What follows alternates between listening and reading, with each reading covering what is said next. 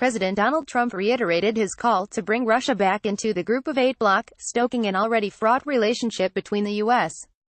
and its allies at a summit in Canada. "I would rather see Russia in the G8 as opposed to the G7, Trump said Saturday at a press conference on the sidelines of a G7 summit in Charlevoix, Canada. "I would say the G8 is a more meaningful group than the G7, absolutely." Trump first floated the idea of a Russia return before he headed to Canada on Friday for the meeting, throwing a further wrench into a grouping that's grappling with his move to slap tariffs on allies' steel and aluminum exports. While he won a quick endorsement from Italy, other nations including Germany and the UK warned Russia would need to change its behavior in order for the G8 to be revived. Trump also criticized his predecessor Barack Obama, saying he allowed Russia to annex Crimea in 2014.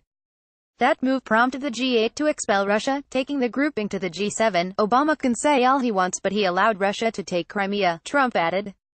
"I may have had a much different attitude." UK Prime Minister Theresa May said nations should engage but beware when it comes to Russia. "Let's remember why the G8 became the G7, May told Sky News on Friday.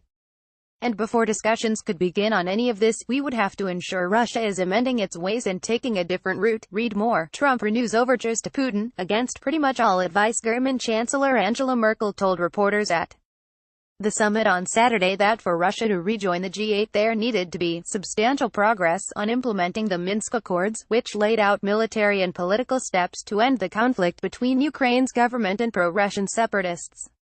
"Unfortunately, we have not reached a stage there which would allow Russia to get a seat again at our table," Merkel said. Trump has also caused concern among his party and even within his administration in seeking to repair U.S.